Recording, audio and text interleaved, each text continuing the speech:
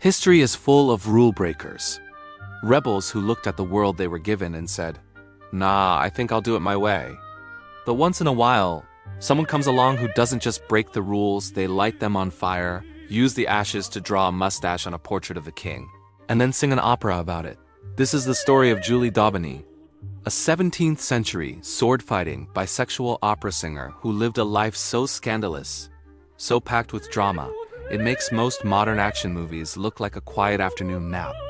In the late 1600s, a French court sentenced a person to be burned to death for kidnapping, body snatching, and arson at a holy site, but the person they convicted was an empty chair. The real culprit, a teenager named Julie d'Aubigny, was tried in absentia because she was already on the run with her girlfriend, about to duel a nobleman for fun, and on the fast track to becoming a superstar at the Paris Opera.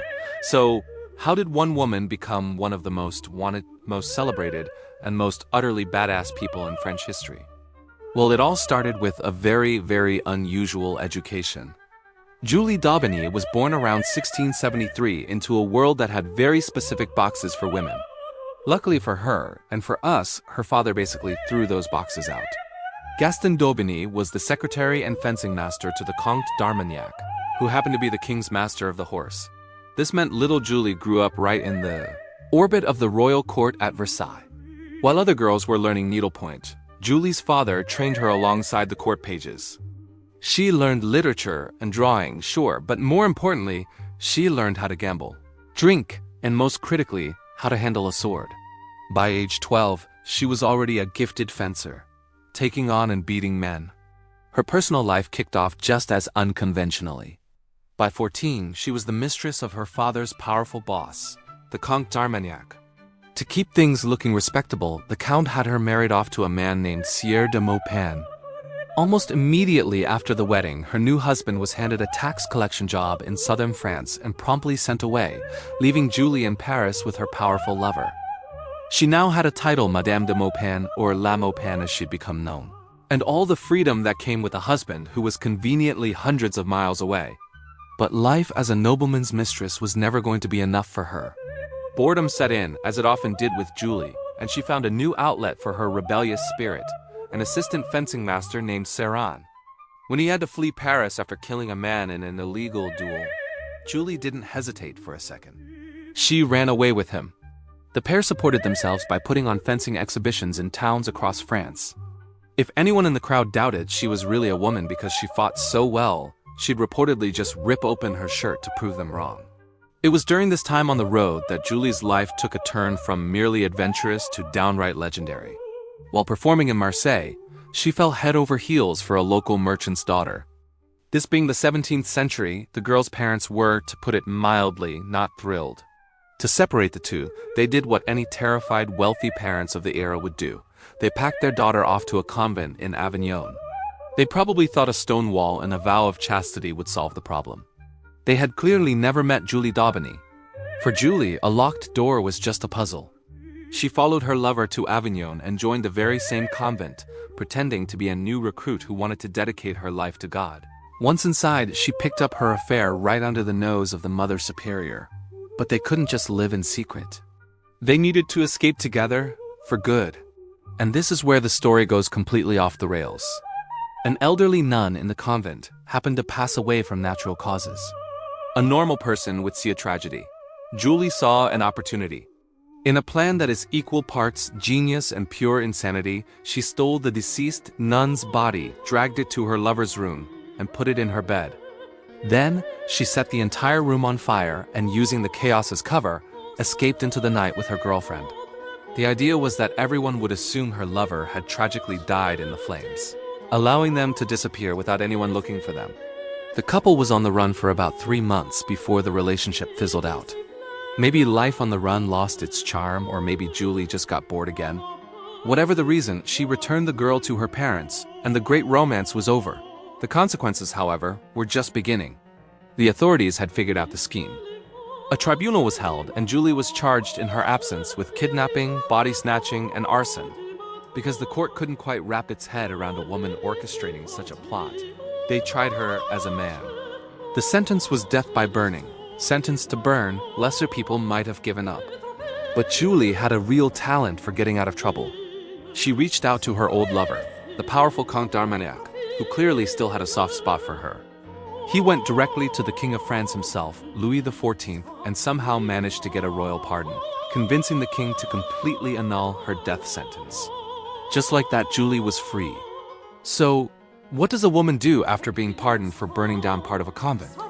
Why not join the most prestigious opera in the world? She headed to Paris with a new companion, a fellow singer named Gabriel Vincent Thevenard. He auditioned for the Paris Opera and was hired on the spot. He then told them he wouldn't take the job unless they gave Julie an audition too. They reluctantly agreed, and by the age of 17, the fugitive arsonist made her debut as the warrior goddess Pallas Athena. She was an absolute sensation.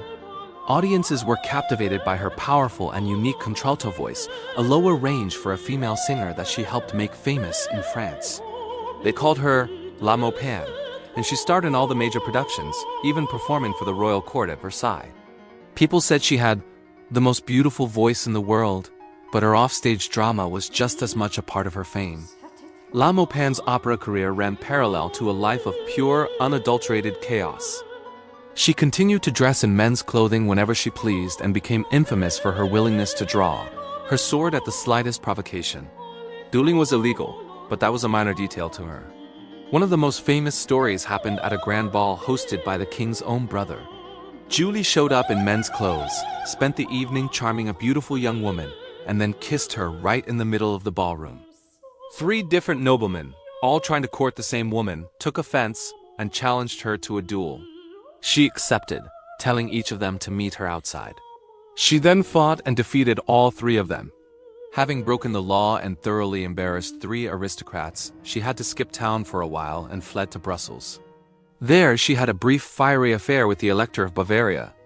He apparently found her so intense, especially after she stabbed herself with a real dagger on stage during a performance, that he offered her 40,000 francs just to leave.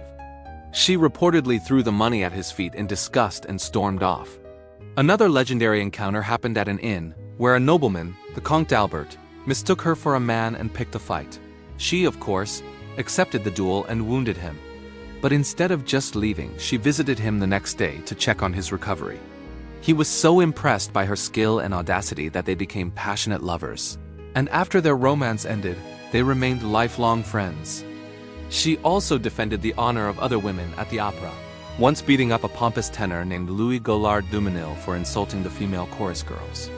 La Maupin was a force of nature, a celebrated artist and a feared fighter, a protector of women, and a heartbreaker of men and women alike. After years of living a life that was 1 part opera and 3 parts brawl, Julie's world finally found a moment of quiet. In 1703, she fell deeply in love with Madame la Marquise de Florensac, a wealthy and famous woman described by courtiers as the most beautiful woman in France. For 2 years, they lived together in what was called perfect harmony, a period of stability that was completely new for La Maupin. This seems to have been the longest and happiest relationship of her life, but this peace was tragically short-lived. In 1705, de Florensac died suddenly from a fever. Julie was shattered. The woman who had faced down swordsmen and death sentences was broken by heartbreak. She retired from the opera at the absolute height of her fame and withdrew from public life. Her final years are shrouded in mystery. Some accounts say she reunited with her long-forgotten husband and lived out her last days quietly. Others claim that, in a poetic full-circle moment, she joined a convent, for real this time, seeking penitence for her wild life. What is certain is that Julie d'Aubigny died in 1707, at only 33 or 34 years old. She had lived more in those 3 decades than most people could in a dozen lifetimes.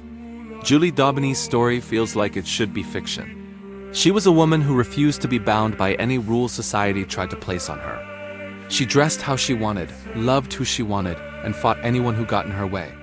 In an era when women had almost no power, she seized it with both her incredible talent and the hilt of her sword. Her legacy isn't just in the operas she sang or the duels she won. It's in the sheer audacity of her existence. She's a reminder that some people aren't just born into a historical period. They are born to tear it apart and rebuild it in their own image. If you enjoyed this story of one of history's most unforgettable figures, make sure to like and subscribe for more tales of legends who refuse to play by the rules. Let us know in the comments which historical badass you want to hear about next.